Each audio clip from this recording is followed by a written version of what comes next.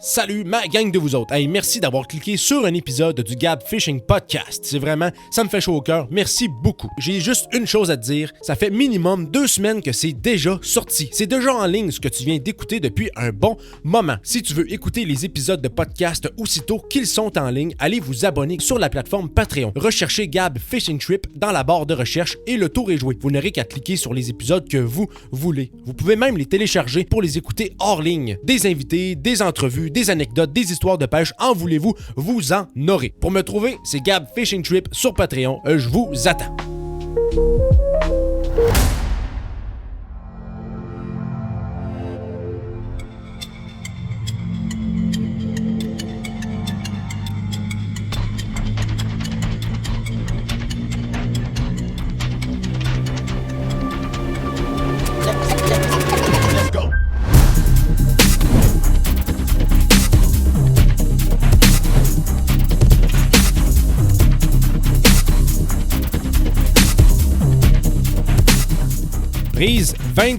Prise 23. Est-ce que mon micro va fonctionner? Prise 23.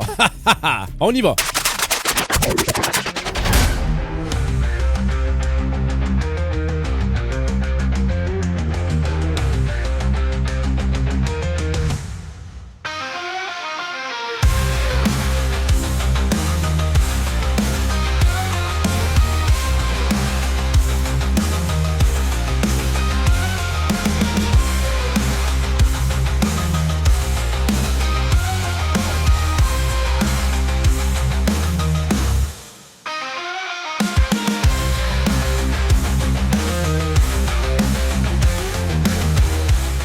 OK, on est à la mi-septembre, j'enregistre ceci à la mi-septembre et devinez quoi? J'ai une maladie bien spéciale, non pas rare, mais spéciale. J'ai le mal de pêche.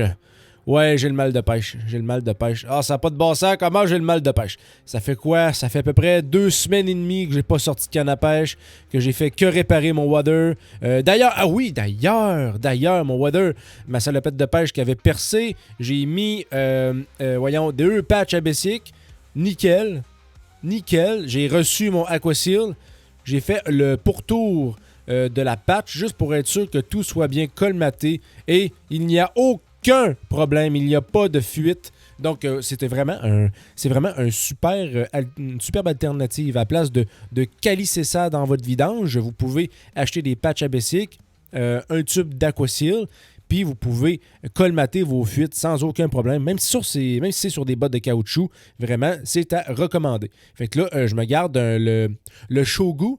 Ça, c'est une espèce de colle aussi pour réparer des bottes et des grosses semelles. Ça, je me garde ça en réserve. Je ne l'ai pas utilisé encore. Je vais attendre d'avoir comme un matériau plus robuste, comme vraiment le dessous de semelle à réparer pour voir. Parce que je me suis fait dire que c'était un produit de réparation qui était très stiff, très peu flexible. Fait que je me garde ça en réserve. Fait qu'aujourd'hui, oui. Aujourd'hui, là, ça va pas. Je suis triste, je suis maussade, même si la température s'améliore, même si aujourd'hui, il va faire dans les 25 à 28 degrés. On est quoi? On est le vendredi 13. Wouhou! OK. J'avais pas réalisé qu'on était le vendredi 13 septembre. Fait que oui, c'est ça. Même si c'est un jour de la semaine qui va porter malheur par son nombre, j'espère pas. Ah, puis aussi, j'ai quelque chose à plugger. Aujourd'hui, j'ai quelque chose à plugger. Ce soir, c'est la diffusion de ma vidéo de pêche avec Paul Massé de River Hunter Québec. Fait que ça va être une belle vidéo de réactivité de truite. C'est vraiment là, à chaque spot qu'on lançait, il y avait une truite qui se tenait là. Je vais faire les annonces bientôt sur les réseaux, là, mais c'est ça. À 19h à soir, je vais publier ça, puis je vais la mettre en live premiere. Ça veut dire que la vidéo est diffusée normalement, mais en direct. Ce qui veut dire que, c'est sûr que je ne suis pas dans la rivière, je serai pas dans la rivière à soir, la vidéo est déjà montée, mais je vais être devant mon clavier pour répondre à vos questions. Fait que c'est toujours bien intéressant de vous lire et de converser durant la diffusion. Fait que, là, ce qui se passe, c'est que, oh là là. Tu sais, là, je vois. Tu sais, moi, c'est sûr que j'ai des obligations. Ma saison est pratiquement terminée depuis Non, c'est vrai. Non, elle n'est pas finie. Ben non, elle est pas finie. Le 22, je suis supposé sortir au fleuve avec un collègue. Un collègue de pêche. Oui, c'est ça, un chum de pêche que j'ai découvert cet été. Puis aussi, il y a toujours le 20 septembre à la pêche Nicolette que c'est pas annulé, mes bottes sont réparées. À date, c'est là que je m'en vais. Cherchez-moi pas. Le 20, où c'est que je vais être? Je vais être dans la rivière Nicolette. Fait que là, ça risque d'être bien intéressant. Sauf que là, ça, c'est mes 2 dernières. T'sais, moi, je carbure à ces 2 dernières sorties de pêche-là.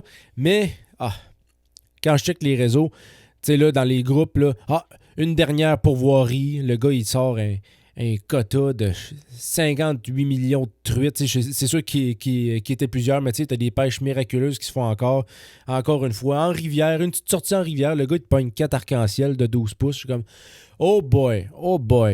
Tu sais, quand tu as envie, là, quand tu as envie, mais que tu ne peux pas, que tu es scotché par les obligations, c'est normal que ça donne un petit frisson.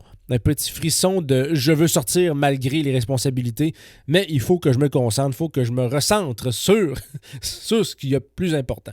Fait que là non, c'est ça. Par exemple, qu'est-ce qui pourrait avoir de plus important que d'aller à la pêche? Ah oui, ben oui, j'ai fait des crèmes. J'ai capoté sur le potage Saint-Germain qu'on a mangé au restaurant la semaine passée. J'ai fait quasiment 14 pots maçons. On est équipé quasiment pour l'hiver. Qu'est-ce que j'ai fait d'autre? Ah oui, j'ai fait une méchante crème champignon.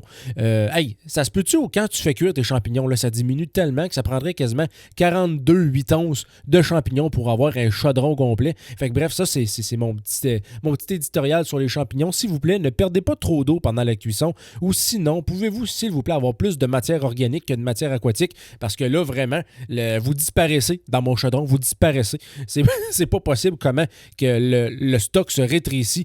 Mon chaudron était au bouchon, je veux dire au couvercle. Quand l'autre végétation a commencé à partir, vraiment, ça a descendu en bas de la moitié. Fait que là, oui, c'est le fun d'avoir de la crème de champignons, mais je peux-tu en avoir pour mon argent, s'il vous plaît? Puis aussi, ce que j'ai fait, une bonne crème de poulet.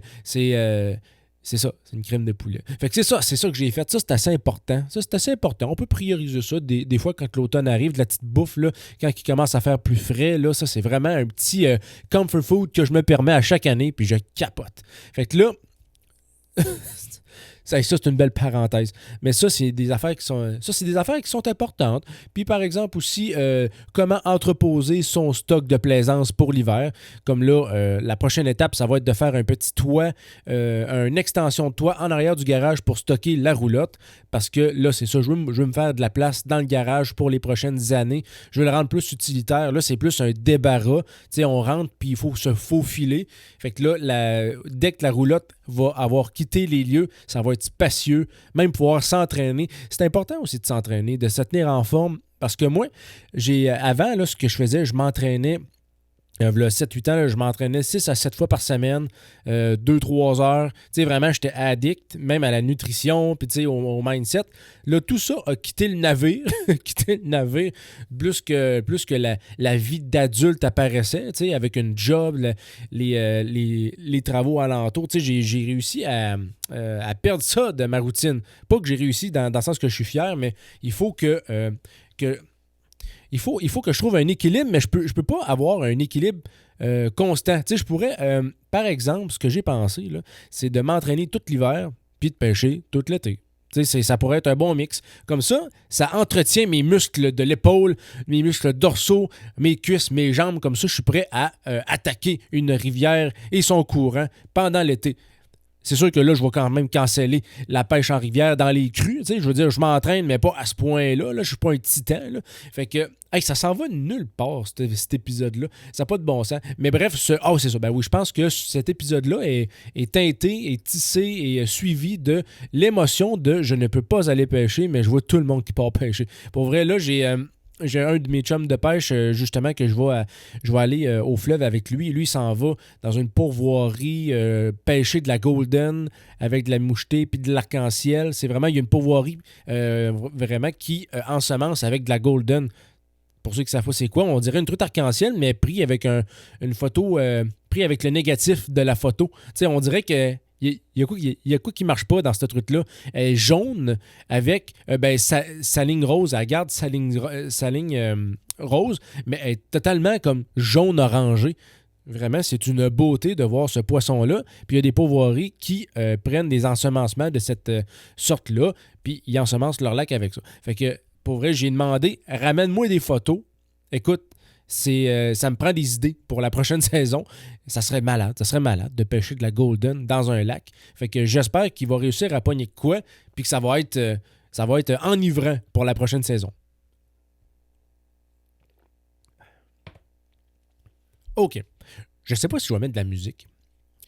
Est-ce que je mets de la musique pendant que je parle? Puis si je mets de la musique pendant que je parle, je vais... Quelle sorte de musique que je mets? Parce que là, si je... Tu sais, comme là, ma voix projette une onde. Tu sais, j'ai pas une voix super radiophonique comme ça, mais tu sais, j'ai quand même une voix dans les moyens ou aigus. Tu sais, je suis pas un... C'est ça, j'ai pas comme une grosse voix de fumeur, là, tu sais. Mais si je mets de la musique en background pour ajouter un peu de vie, est-ce que ça serait de la musique aiguë, de la musique grave, juste du clavier, juste un beat de drum? Je ne sais pas. Fait que là, je suis en train de penser à ça. La dernière fois que j'ai mis de la musique pendant que je faisais un podcast, c'était dans ma dernière série de podcasts sur les histoires de pêche, le podcast On the Fly sur YouTube. Fait que c'est sûr que là, il y avait de la musique... d'ambiance qui surfait sur l'émotion du récit. Fait que c'est sûr que c'était un peu plus fort, mais des fois, je pense qu'on s'y perdait, qu'on perdait un peu le contenu. Fait que je vais essayer de voir tout ça, à moins que je mette juste une petite musique bien slow, bien faible en arrière, juste pour dire qu'il n'y a pas de néant, de silence en néant en arrière de ma voix. Ah, puis si je reviens à le monde qui part pêcher pendant que je ne pars pas pêcher, là, il y a une autre personne aussi. Lui, il pêche à chaque fois qu'il y a une journée de congé, je pense qu'il n'est jamais à la maison. Je pense que c'est comme impossible de le voir sur son balcon en train de lire un livre ou je ne sais pas trop quoi. Il est tout le temps parti à la pêche. Ça, c'est un metaverse de ma vie que j'aurais aimé avoir, pas pendant 25 ans, là, mais que j'aurais aimé avoir dans ma vingtaine, être capable de partir à tous les jours à la pêche. C'est quelque chose que c'est sûr que je pouvais dans les années précédentes, mais il y avait quand même des obligations qui faisaient en sorte que je pouvais pas. Puis lui, il part. Il part. Écoute, il est tout le temps parti. Je sais pas si lui aussi... Quand la saison achève, il commence à être tanné ou il devient insatiable. Mais j'ai compris tantôt qu'il était insatiable parce qu'on s'est parlé puis il m'a dit « Oui, je pars en Nouvelle-Écosse. » Là, on est le 13 septembre. Là, je fais...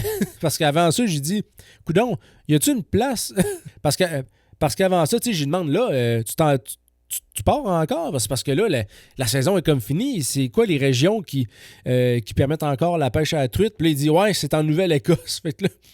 Je sais pas si vous seriez prêt à partir en fucking Nouvelle-Écosse pour aller pêcher dans la saison où la truite n'est plus permise au Québec, mais moi, elle le ferait pas. Non, je peux pas faire ça. Ça n'a pas de bon sens. Mais reste que je lui souhaite un bon voyage, puis j'espère qu'il va ramener des photos de ça parce que je connais pas du tout cet endroit-là. Ça parle anglais, tu sais, ça fait peur les anglais. Puis, non, c'est pas vrai. Puis, non, c'est ça.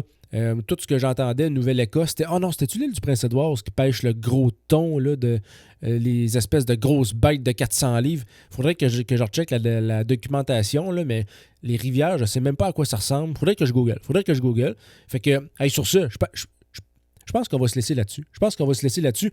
Aujourd'hui, j'étais supposé faire l'épisode numéro 2 sur la série du montage de mouches, sur la mouche éphémère. Tu sais, c'est pourquoi j'affectionne particulièrement cette mouche-là. Mais écoute, je vais peut-être la taper tantôt. Je vais peut-être la faire tantôt. Toutes mes affaires sont prêtes. C'est juste que ça me tentait pas d'affaire là. Ça me tentait de te parler de ça, à quel point des fois c'est enivrant, puis ça donne le goût de partir à la pêche quand tu vois tout le monde qui sont dans les pourvoiries pendant que tu es scotché à ton domicile. Fait que c'est ça. On se tient... Je te retiens pas plus là-dessus. Prochain épisode, je vais essayer d'aborder le sujet de montage de mouches sur l'éphémère, puis je vais essayer de te convaincre pourquoi c'est le fun avoir cette mouche-là dans ta boîte à mouches. Salut tout le monde, à la prochaine.